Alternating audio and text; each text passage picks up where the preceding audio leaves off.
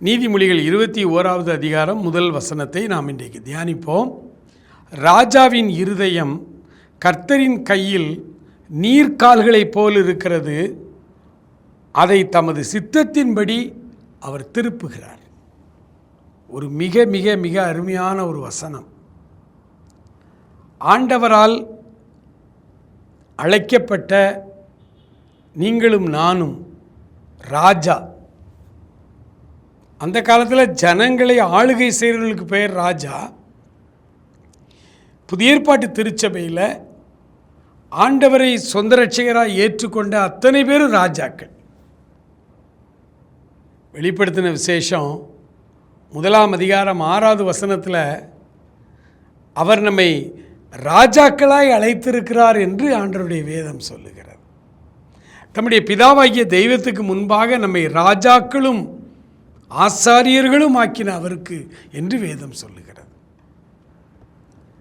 அப்போ ராஜாவா நம்ம என்னைக்கு மாறுறோம்? ஆண்டவரை ஏற்றுக்கொள்ளும் பொழுது.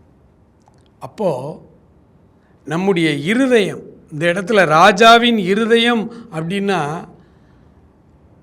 அவருடைய சிந்தனைகள், அவருடைய செயல்பாடுகள், அவருடைய சித்தம் எல்லாத்தையும் குறிக்கும். அவருடைய வாழ்வு. நம்ம ஆண்டவருடைய பிள்ளையாக மாறிட்டால் நம்முடைய வாழ்வு கர்த்தருடைய கையில் போயிடுது. அதுக்கு பிறகு நம்முடைய வாழ்நாள் முழுவதும் அவர் அதை தம்முடைய சித்தப்படி அப்படி திருப்பி திருப்பி திருப்பி கொண்டு போயிட்டுருக்கு. ஒவ்வொரு நாளும் ஆண்டவருடைய பிள்ளைகளாகி நீங்கள் இருக்கும் பட்சத்தில் ஒவ்வொரு நாளும் இந்த வசனத்தை ஆண்டவர்கிட்ட சொல்லுங்க. ஆண்டவரே, என் இருதயம் உங்கள் கையில் இருக்குது, உங்கள் சித்தப்படி என்னையை நடத்துங்க. அந்த தேவ சித்தத்தை சரியாய் நம்ம நிறைவேற்றி சித்தத்தின் மையத்தில் நம்ம இருக்கணும். சில நேரம் ஆண்டவர் நம்மை நடத்துகிற அந்த வழி நமக்கு பிடிக்காததாக கூட இருக்கலாம், அல்லது நமக்கு புரியாததாக கூட இருக்கலாம். ஆனால் ஆண்டவர் மேலே முழு நம்பிக்கை வைத்து, ஆண்டவரே உம்முடைய சித்தப்படி என்னை நடத்தும். எவ்ரி மினிட் உள்ளத்தில் அவரோடு பேசிக்கிட்டே இருங்க.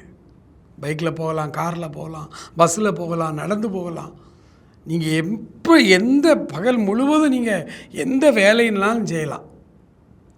ஆனால் உங்களுடைய உள்ளம் ஆண்டவரோடு இடைப்பட்டுக்கிட்டே இருக்கட்டும். அப்படியே ஆண்டவரே உங்களுடைய சித்தத்தின் மையத்தில் என்னை வைத்து நடத்தும்னு சொல்லுங்கள்.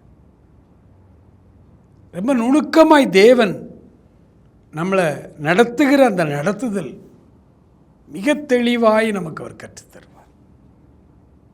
ஆகவே தான் வேதம் சொல்லுகிறது, ஏனோக்கு தேவனோடு நடந்தார், எலியா தேவனோடு நடந்தார், தேவன் எடுத்துக்கொண்டார். நீங்களும் நானும் கூட தேவனோடு கூட நடக்கிறவர்களாய், அவருடைய ரட்சிப்பின் அனுபவத்தை பெற்ற ராஜாக்களாய் நம்முடைய வாழ்வை முழுமையாய் ஒப்பு கொடுப்போமா?